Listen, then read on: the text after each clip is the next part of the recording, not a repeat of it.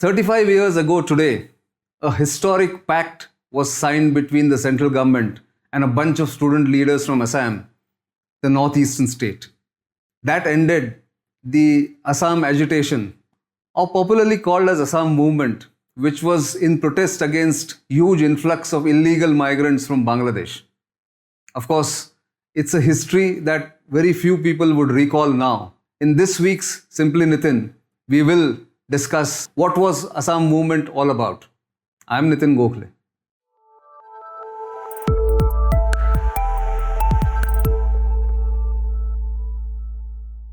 At dawn on 15th August 1985, student leaders from the All Assam Students Union and the All Assam Ganasangram Parishad, a motley group of socio-political organizations from the state, signed a deal with the central government to end a 6-year-long Assam agitation against influx of illegal migrants into Assam and the rest of the northeast. Now, the agitation used to be called Assam movement and not an agitation. Why was it so? I'll explain a little later. But the agitation began in 1979 after a by-election was ordered at the Mangaldoy Lok Sabha seat when the sitting MP Hiralal Patwari died. As the campaign picked up for the by-election, local people realized that the number of electorate in the Lok Sabha constituency of Mangaldoy had risen exponentially and abnormally. So an inquiry was ordered, and it was felt by most socio-political and student leaders that illegal migrants, mostly from Bangladesh, had infiltrated into that area and they had enrolled themselves into the electoral roll of Mangaldoy Lok Sabha seat. So they asked for postponement of that election, and slowly the agitation gathered speed. By the time it picked up the momentum, it became an all-encompassing agitation. That's why the people there started calling it a movement. It saw participation of women folk, students, younger siblings of university students, even school students. Then, of course, the Assam Sahitya Sabha joined in. Socio-cultural and political organizations who had no electoral political background also joined in, and it became a big socio-political movement rather than a political agitation alone. So the Assam movement began to pick up pace. By 1980, the movement had spread far and wide across the state, and normal activity came to a grinding halt. Oil, which used to be pumped, the crude oil, which used to be pumped out from the oil fields of Upper Assam and used to be taken to Barauni refinery in Bihar, through a pipeline, of course, was stopped. Normal movement of trains and goods and even trucks was stopped at the border with West Bengal. And the entire fabric of the state actually was torn asunder, because then politics started coming in. In the middle of all this explosive situation, Mrs. Indira Gandhi ordered the elections to the State Assembly in 1983. During that elections, which were boycotted by 99% of the people in the state, there was a big massacre, which now may have been forgotten by a lot of people, called Nelly Massacre, where nearly 3,000 Muslims of suspected Bangladeshi origin were massacred by indigenous tribals in the Nagaon district of Assam. That shook the nation and the world. It was a gruesome massacre where even infants were not spared. Now, that of course meant that the assembly that was elected, some MLAs were elected with just 10 votes or 15 votes in that assembly. That continued, and of course the central government was forced to then call the movement leaders or the agitation leaders for talks. The leaders are by now very well known, Prafulla Kumar Mahanta and Brigu Fukan, a very well known duo. They were student leaders. They were doing post-graduation education in the Guwahati University at that point in time. They became the face of the Assam movement. And there was, of course, Biraj Sharma, there was Jainath Sharma, there was Chandramohan Patwari. All these people became the face of that movement. The student leaders traveled across India to tell citizens in, say, Hyderabad or Chennai or Pune or Mumbai that how, if it is dangerous for Assam's demographic balance today, the infiltration that is coming from Bangladesh, it would be also coming to your doorstep in due time, is what the warning that they used to give when they used to hold press conferences and meetings and address big rallies in various parts of the country. The negotiations between the central government and the agitation leaders or the movement leaders went on for a number of years. And then finally, in 1985, just after Rajiv Gandhi took over as Prime Minister following assassination of his mother on 31st October 1984, he invited the student leaders through his home ministry to come and sit for serious talks. The demands, of course, were numerous, but eventually, when the Assam Accord was signed on 15th August 1985, 4 of 5 main points stood out. One was that the Assam agitation leaders wanted anybody who came into Assam from elsewhere, that is from outside the country, before January 1st, 1966, to be regularized. That means anybody who came from East Pakistan at that point in time were granted citizenship automatically. People who migrated to Assam illegally, of course, from Bangladesh or then East Pakistan between 1st January 1966 to 24th March 1971 were deemed to be voters who would be disenfranchised for 10 years. First, they were, of course, to be detected, then disenfranchised, and then deleted from the electoral rolls for 10 years. There was a promise in the Assam Accord that those citizens or those illegal migrants who became citizens would eventually be included in the electoral rolls post that 10-year period where they would be ineligible to vote in any election. Anybody who came into Assam after 25th March 1971 was to be detected, deleted and deported. That was the 3D formula that was applied, that they were deemed to be foreigners. Because why 25th March 1971?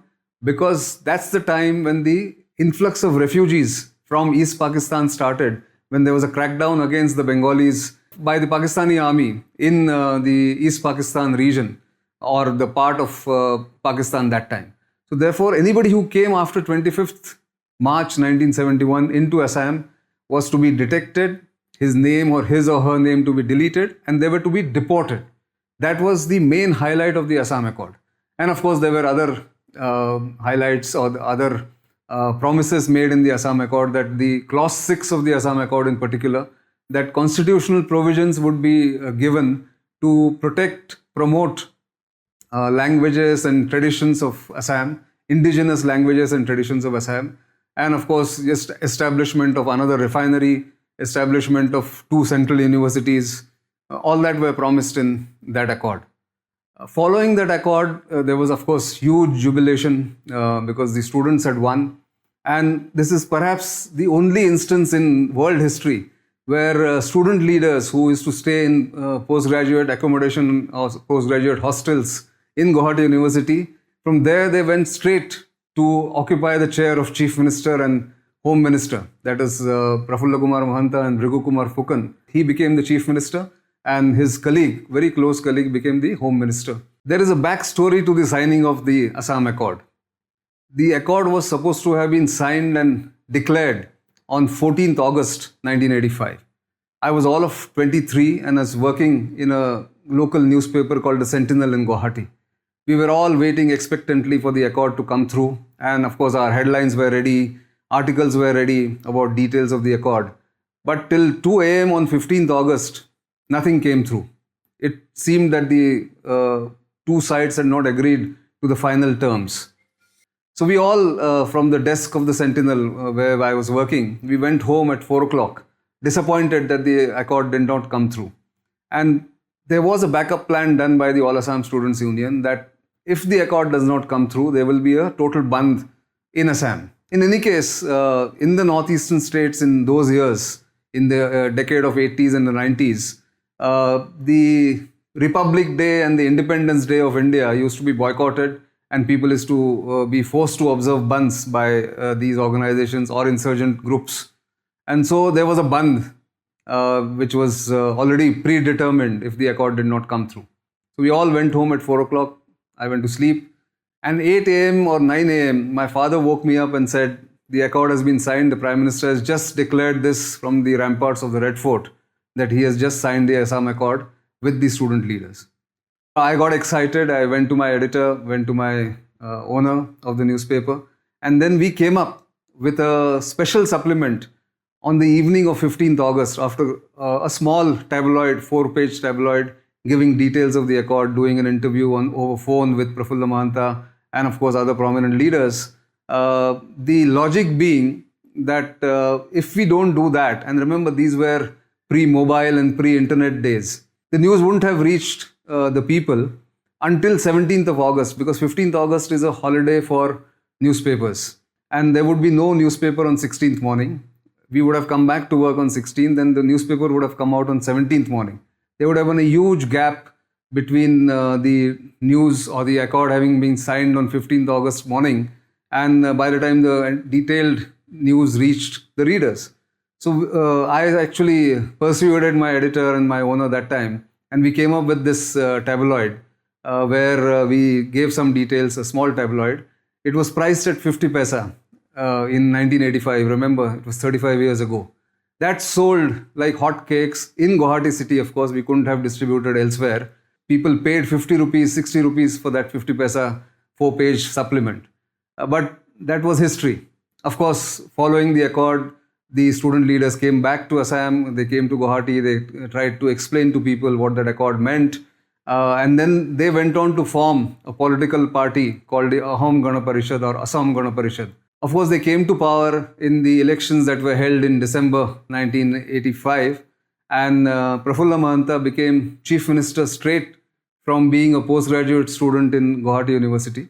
And his colleague, Bhrigu Kumar Phukan, became the home minister of Assam.